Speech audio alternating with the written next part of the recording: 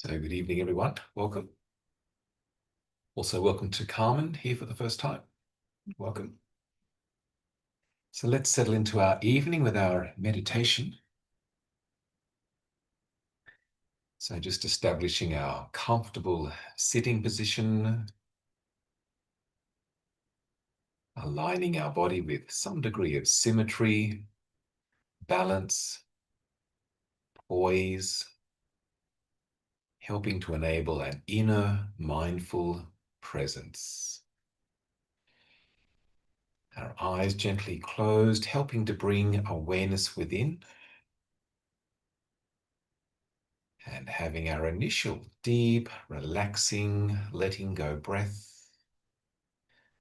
Nice deep breath sends a signal to our brain to release endorphins to soothe the muscles, tendons, tissue of our body.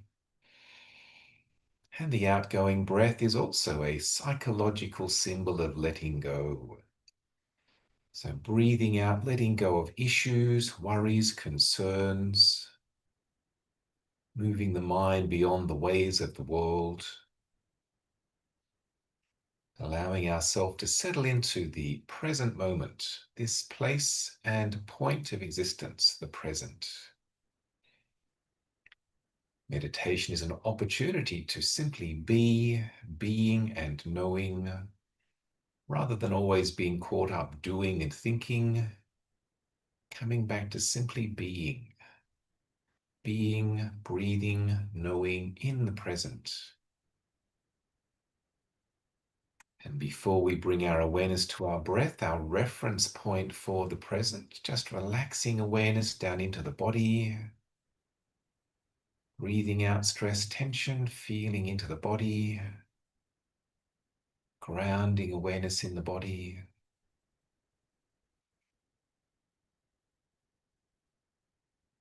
Feeling settled, centered, present.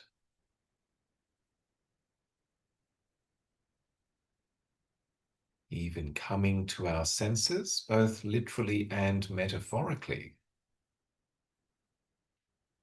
Beginning with the sense of touch, noticing some touch points. Feeling our feet connecting with the floor. Contact sensation, feet against the floor.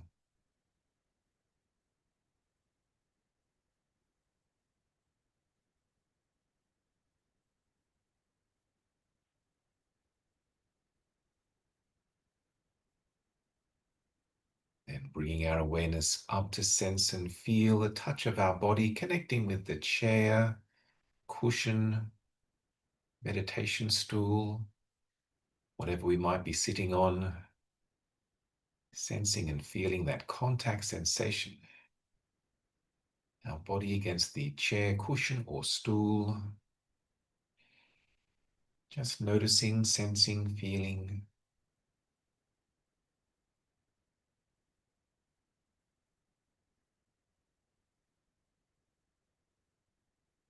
Then bringing awareness to our hands and fingers resting in our lap.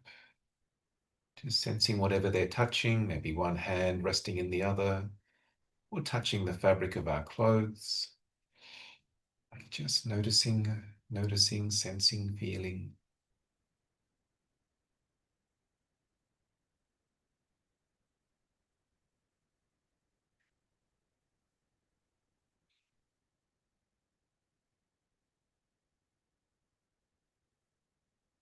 And bringing awareness up to our shoulders, relaxing our shoulders without disturbing the uprightness of our back. Relaxing the shoulders.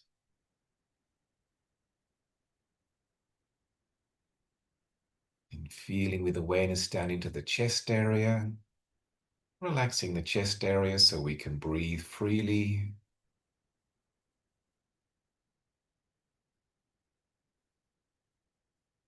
Then feeling down into the abdomen belly area, a place where we often feel emotions, hold emotions. So any tension, tightness, contraction in the abdomen belly area, relaxing and softening that area so our diaphragm can extend fully.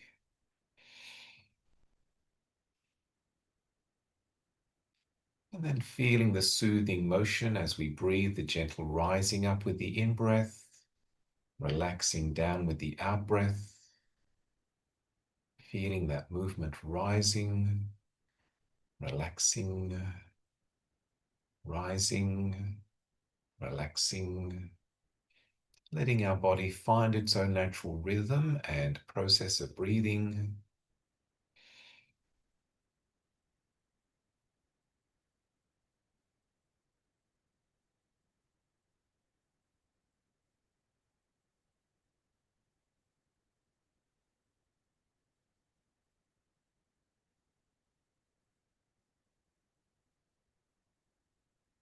And bringing our awareness up further to our face, noticing our face, another tactile sensation, maybe feeling the air connecting with our face.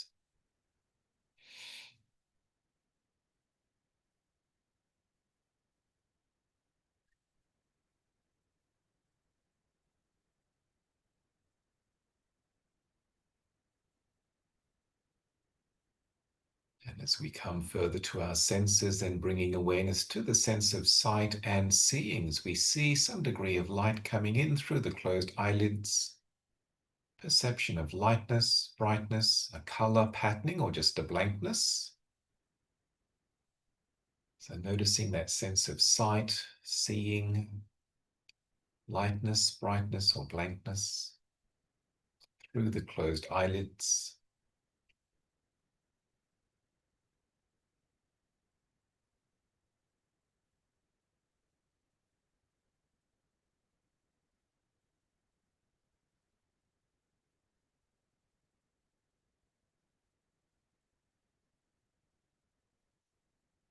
And in the background, maybe noticing a few sounds, the experience of hearing, a sense of sounds and hearing, a few sounds from in this room, maybe even hearing a few sounds from outside beyond the room, not thinking about the sounds, but just simply noticing different tone, pitch, volume, layers, levels of sound, all occurring in the present on the background of silence. Simply listening.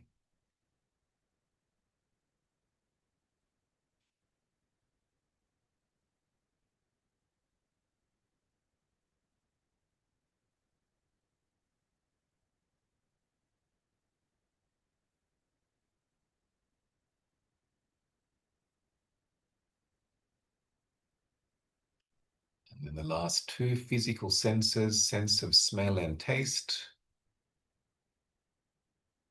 Noticing any aroma, fragrance in the room, maybe that of the incense.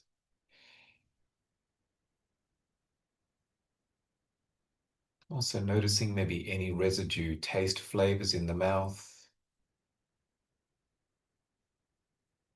Simply noticing.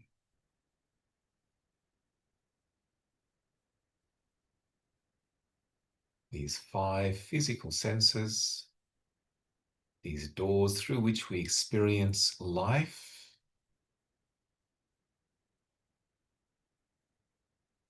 And then even noticing what we call the sixth sense, the mental sense of thoughts. Thoughts in the mind always only occurring as a mental image that we see, or a mental sound, voice that we hear. So all and any and every thought is just a mental sound, a mental sight that we can notice and even be objective to. We don't have to get caught up and caught into and caught out by thoughts and thinking, even objectifying thoughts.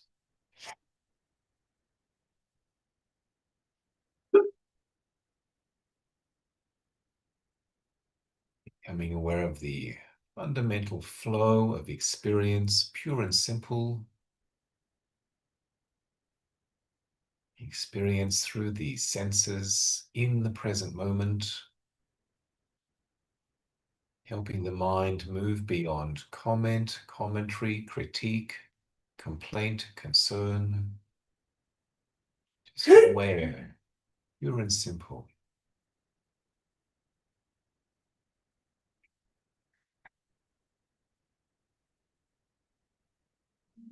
And particularly taking up the breath as our primary or main reference point for the meditation in the present.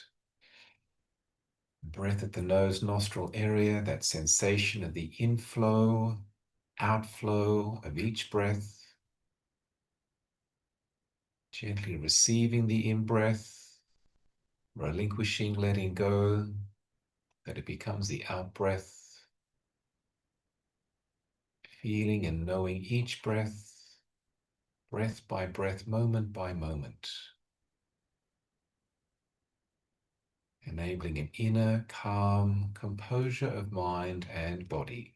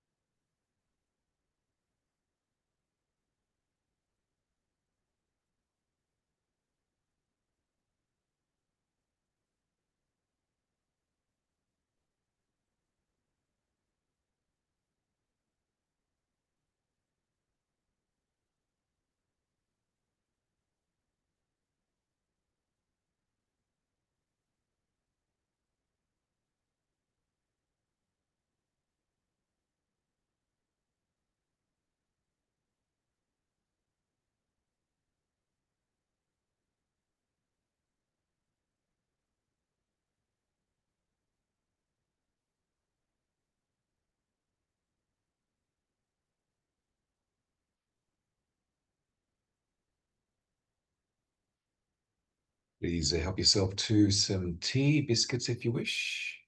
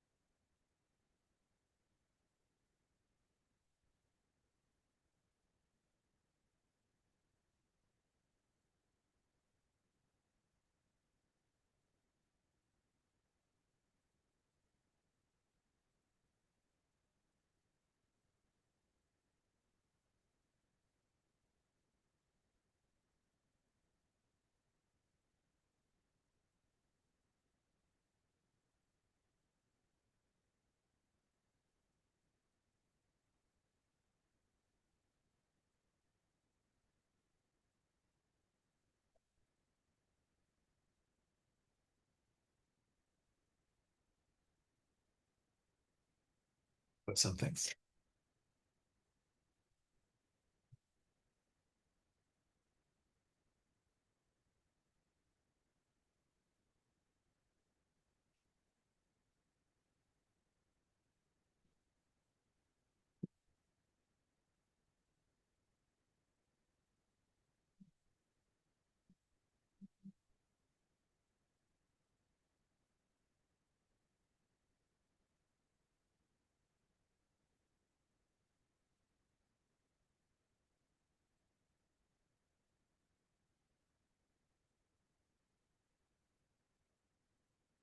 Have you been? Yeah, all right, yeah, not too bad. Still up here or Still up here. It's for that's good. one more month. That's good. Till July, and then just keep playing the game and stay up here if I can. Yeah. That's good. Still applying for other roles up here, but yeah, something will happen. Yep. Yeah, you'll have to do it up here if it doesn't happen immediately. Yeah. No, but no. See what happens. Yeah. No, I'm willing to work, so That's good. Rich, you've done some meditation before? Yeah, That's good. What sort of meditation? Vipassana. Okay. Yeah, never tried TM. Okay. And SN Goenka's 10-day Yeah. and a couple of 7 Up at Pomona? Pardon me? Up at Pomona. I know I did it in India. Ah, India. Okay, right. Pushkar. Right. Yeah. Right. But I looked into the Pomona one. Mm. Maybe one day. Seemed to get booked out pretty quickly. I noticed that. Yeah. Yeah. Same with the one in Blackheath, Blue Mountains. okay, there's one more, okay. Who organises that one? Who organises the one in Blackheath? I'm not sure. Okay. Yeah.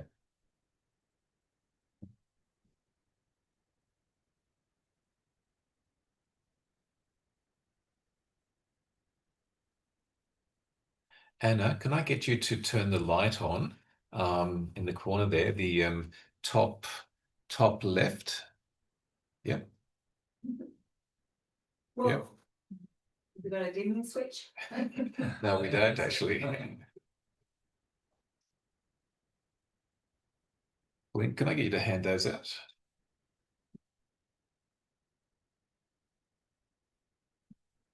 Thank you. There's some lights from the Yep.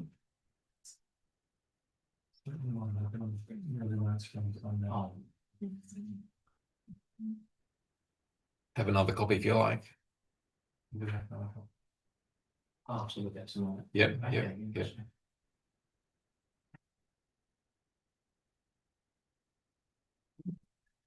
So the lights are on so we can see.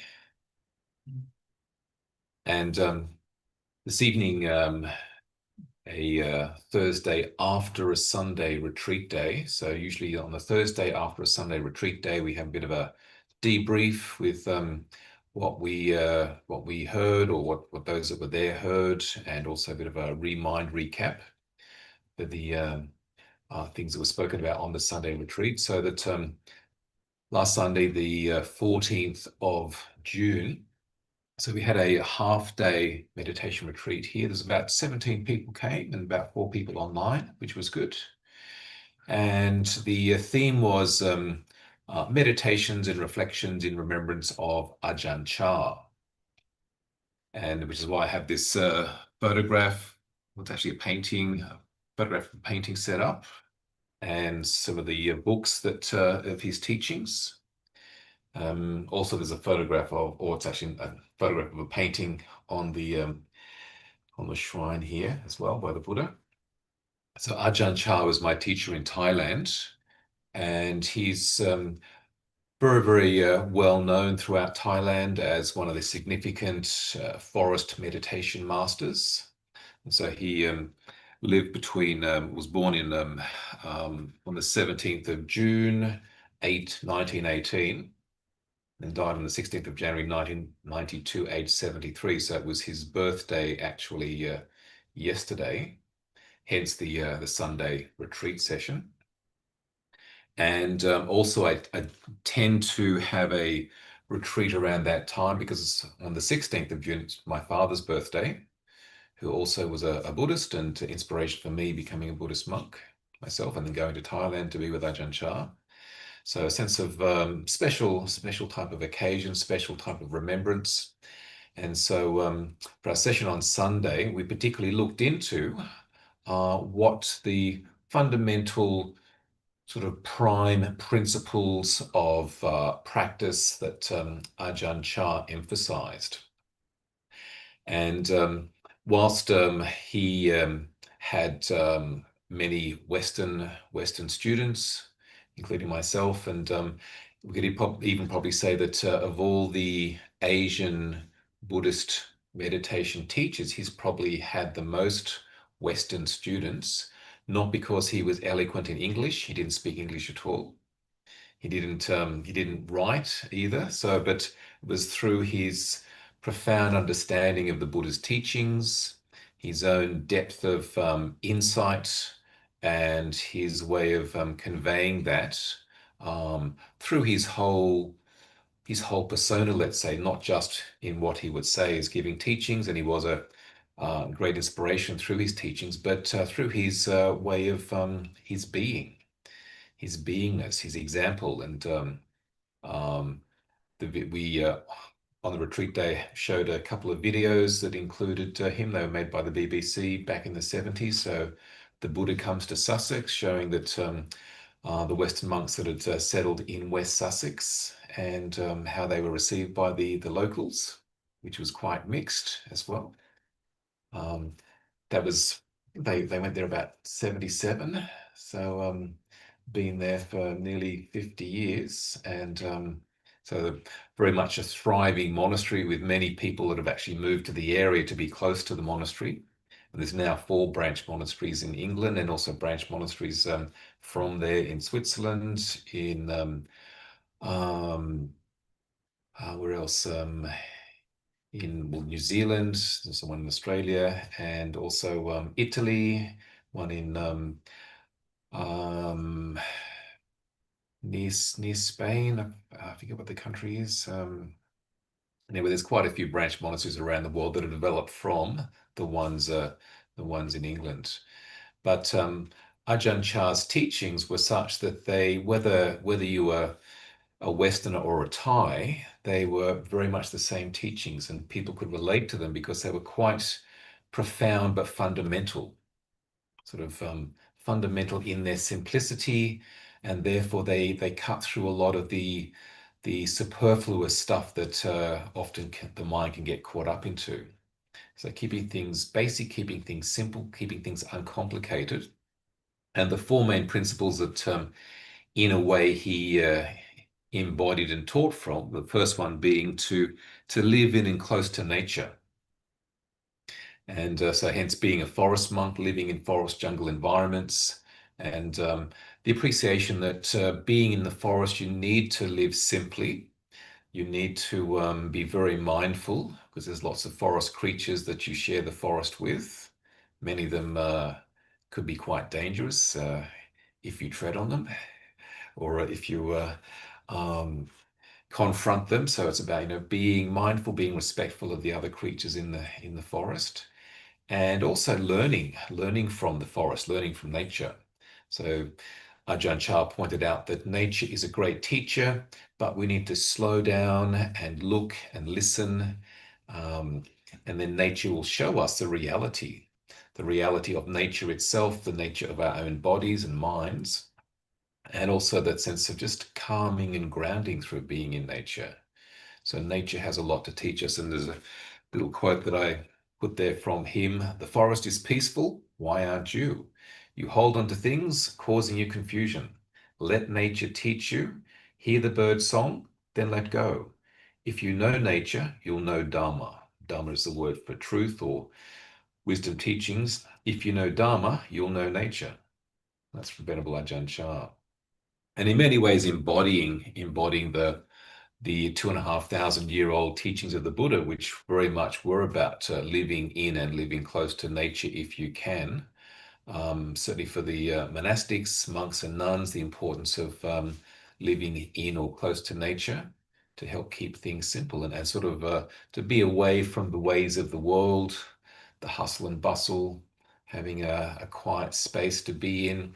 And also, I think for us today, appreciating the importance of respecting nature, honoring, respecting nature, because if we don't, then nature can be a problem for us through diseases and so forth, and also that we need nature for our survival, which is, quite sad when there's a disrespect for nature. It's also disrespecting ourselves because we are intimately connected, intimately part of an expression of nature.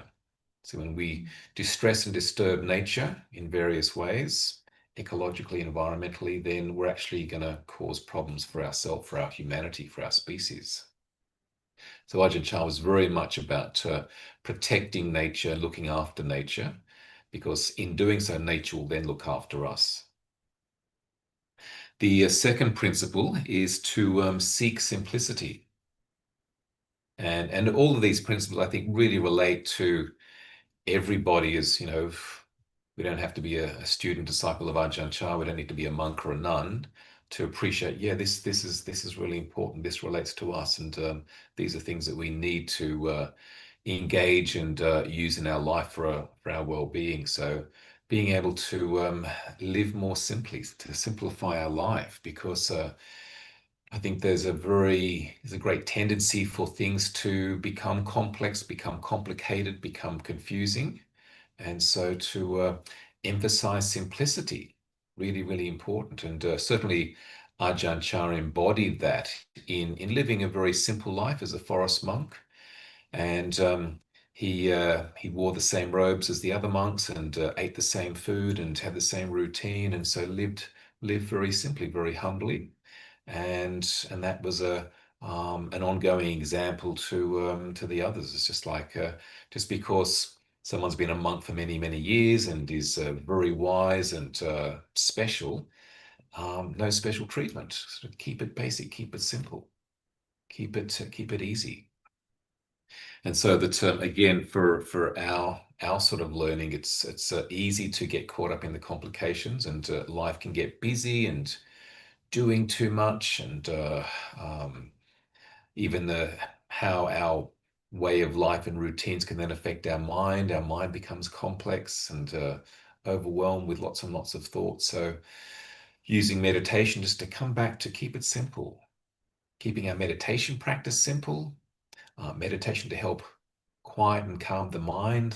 So the mind is a lot more simple, not necessarily simple as in like um, not very clear-minded. There's a simple person, but simple as in uncomplicated, not caught up in complexity. Ajahn Chah's most senior Western disciple, Ajahn Sumedho, American, So one of his sayings is, thinking complicates everything, which is very true. You know, the meditation that we did started with just coming to our senses, literally and metaphorically, and just aware of the basic sensory experience that's happening. Tactile, touch sensation, the light coming in through the eyes, so seeing, sounds, hearing, smell, any residue taste, maybe a thought or two, but often the thinking can get on top of the sense experience and make it complex. It's like, oh, I'm smelling the incense. Okay, it's just a smell, but oh, I like that incense. I don't like that incense. Where did the incense come from? And where does John get his incense from? And does he get it in bulk and special supply? Maybe I can get some as well. And um, how much do you have to order at a time if you're going to get it in bulk? And what country does it come from? And does it have any chemicals in it and so forth? And these chemicals they're putting in stuff these days, and you never know. And it could be, if maybe it doesn't come out for years later, then oh, I'm not well because of the incense I've been having with my meditation for the last 10 years. It's getting complicated through thinking. So being able to come right in to keep things simple, uncomplicated, not complex. Purity and simplicity. Then the appreciation of learning to let go. Number 3, learning to let go. That the whole of the Buddha's teachings, in a way, culminates and concludes in the practice of letting go. So letting go of everything, clinging to nothing, because whatever we're attached to is going to be a source of distress, upset, disappointment, even despair, particularly because everything is in time, everything changes, everything passes. So being able to not get caught up clinging, grasping, attachment, being able to let go of things doesn't mean that we don't hold things when we need to, like we pick up and hold the cup, have a sip, and then put it down.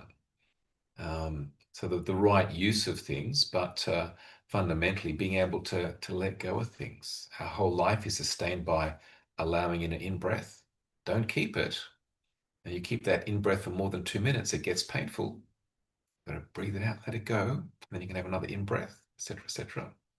So that life is sustained and life happens, living happens because of allowing, letting go, allowing, letting go, allowing, letting go, till the last breath. So Ajahn Chah very much emphasized that letting go. And the video that we saw on the Sunday, there's a great scene of him sitting on a chair, and he's talking about that whole point of letting go. He used the term bloy wan, bloy wan, bloy wan. Bloy means to free, and wan means open. Generally translated as just let go, sort of it's freeing, it's opening. The whole practice can be that of just letting go, not clinging, grasping, holding, attaching, getting caught up, letting go, freeing the mind. Then the last point, living with conscious community, connecting with conscious community. And Ajahn Chah was very much about community, living in community, monks, nuns having a sense of community as opposed to just going off by yourself and living alone and getting caught up in views and opinions and maybe not practicing properly. So having the support of community as a way of supporting yourself, and then by being part of a community, you're supporting the others in the community as well. So whether it's living in community, sometimes we might live in community, even just for a short while, might be on a retreat, health retreat, or some sort of situation like that. But otherwise, a sense of community, like a meditation group coming together once a week, a sense of, we feel that we're part of a community that is aligned, has common values, and focusing on freedom, realizing spiritual truth, realizing freedom. So sense of connection and even commitment to that community, support each other, support oneself through that as well. And certainly with Ajahn Chah's monastic community has become quite large, so that there's many branch monasteries through Thailand and throughout the world now, and which makes it possible for people, monastics, monks and nuns, and also lay people to go and spend time in various parts of the world. So the country I was thinking of is Portugal. So there's now a branch monastery in Portugal. I even saw on Facebook they're developing a branch monastery in Russia. So it's like, okay, we'll plan the trip. Let's go a few different countries, go and stay in these monasteries, and so that and through that sense of community sharing teaching, sharing an example, which is helping the world. The world needs more mindful, kindful, helpful, wiseful people to help with the challenges that we're sort of undergoing as a humanity. So that all becomes possible through that sense of connection through community. The on the back of these notes, there's some of the points of teaching of Ajahn Chah, but the one down the bottom, which comes from it's actually in one of his books, but he says, try and be mindful and let things take their natural course. Then your mind will become still in any surroundings, like a clear forest pool. All kinds of wonderful, rare animals will come to drink at that pool, and you will clearly see the nature of all things. You will see many strange and wonderful things come and go, but you will be still. This is the happiness of the Buddha. It's a nice quote from Ajahn Chah. So those of us here this evening, maybe online as well, that were able to be part of our session, certainly Clint and Scott, you're both here. But any questions or comments about these four sort of principles that are inspiration, motivation, alignment to practice from, that how we can use them in our life?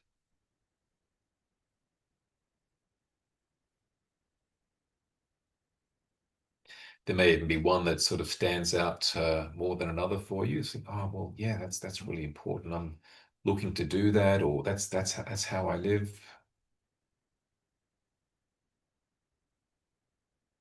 I think the first one there, living in and on near nature, is definitely something that resonates with me.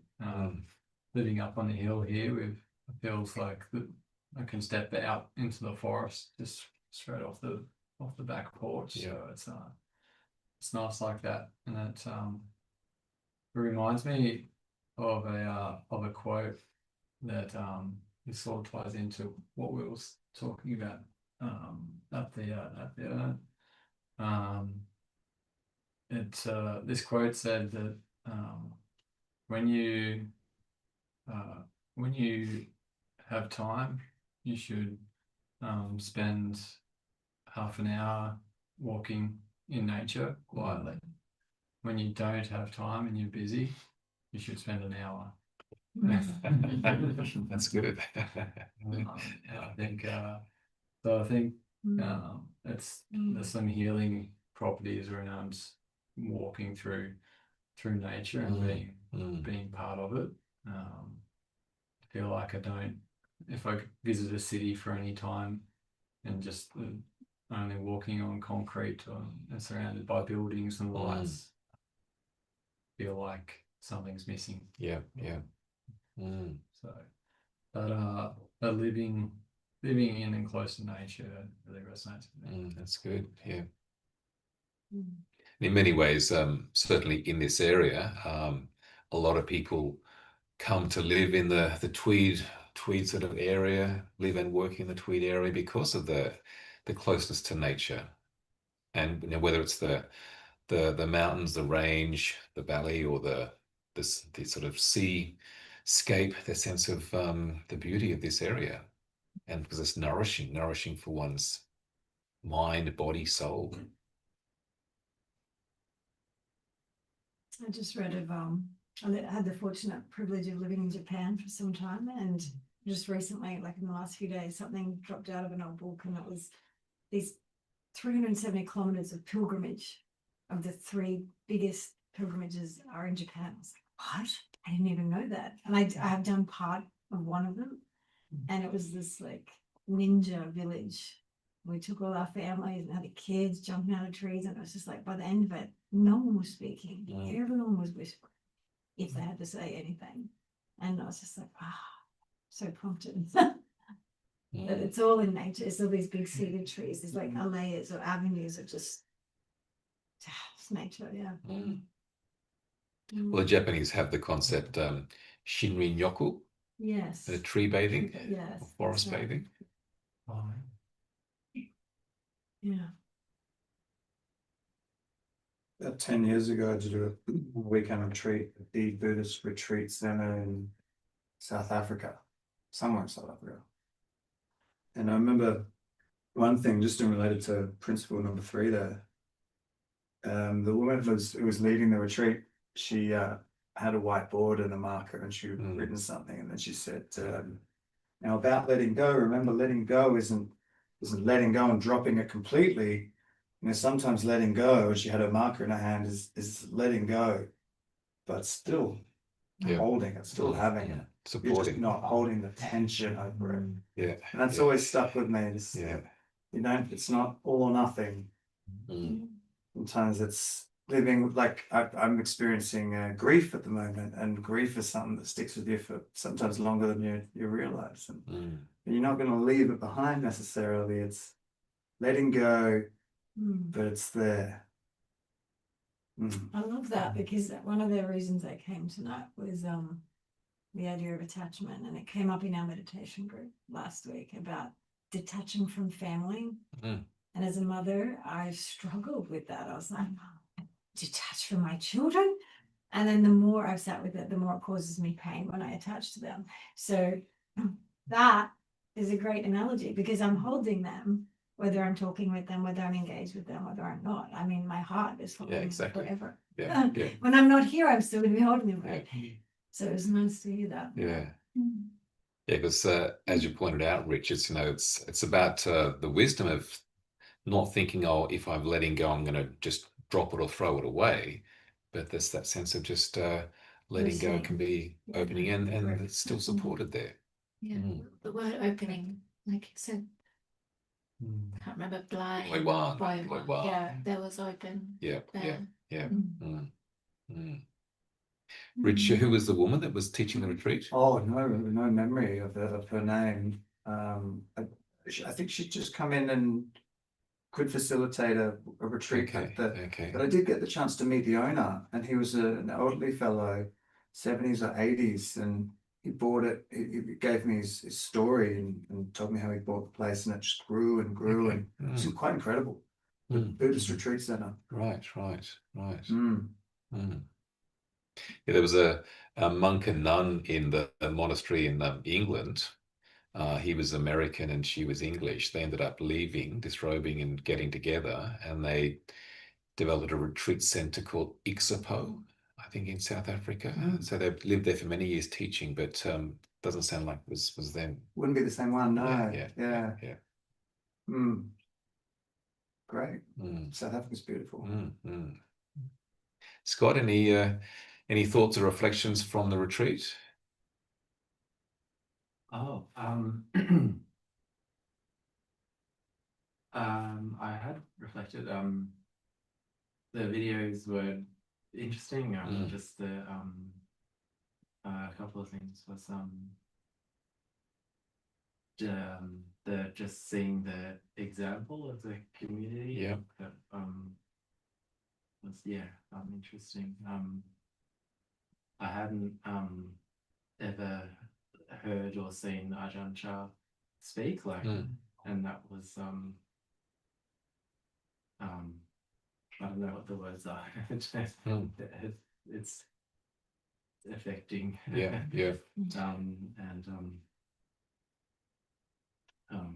Appreciated that. That's good. Well, the sort of sad, and in a way involving a teaching where as a person, as a Buddhist monk, as a teacher, he spoke really well, and he was sort of quite a charismatic character and speaker. And then, as I mentioned on the Sunday, then he had a stroke and he couldn't speak at all. So it was sort of like suddenly, and he would have been in his 60s, like it's suddenly this amazing, outgoing, charismatic, dynamic, expressive teacher is saying nothing. And the stroke progressed so that he wasn't even able to move or do anything. Just like, wow, this is a real teaching in itself. You've got to let go of your teacher always being there and looking after you and saying the right thing and encouraging you. It's like, now it's nothing happening. So a real letting go, but profound teaching at the same time. The two videos that we saw are available on YouTube. So one of them is called The Buddha Comes to Sussex, England. So The Buddha Comes to Sussex. And the other one is called The Mindful Way.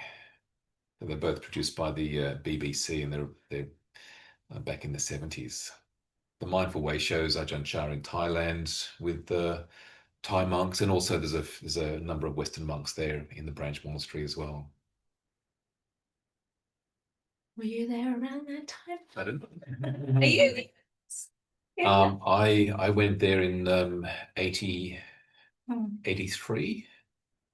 So when I got there, Ajahn Chah just had a stroke, which then got progressively worse over time.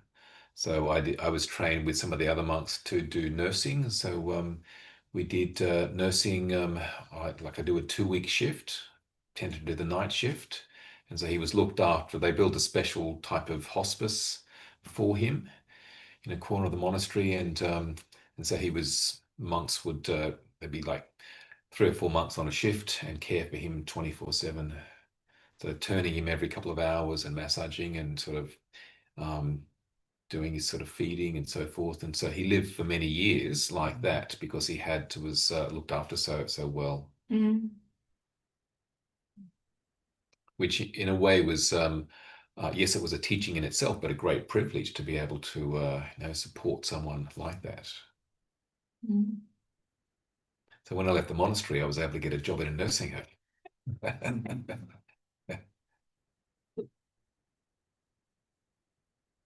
So do give consideration to those 4 fundamental principles. I think they're really good principles to live our life from. Obviously, one has other principles or approaches as well, but living close to nature or connecting into nature on a regular basis for supporting ourselves and learning from nature in that way, and then also being able to try and keep things simple, and then learning to let go, and also being part of a community, conscious community, and supporting oneself and others through that. So these can be quite helpful. Thanks for coming out tonight, and enjoy the rest of your evening, and see you next time. Thank you. Yes.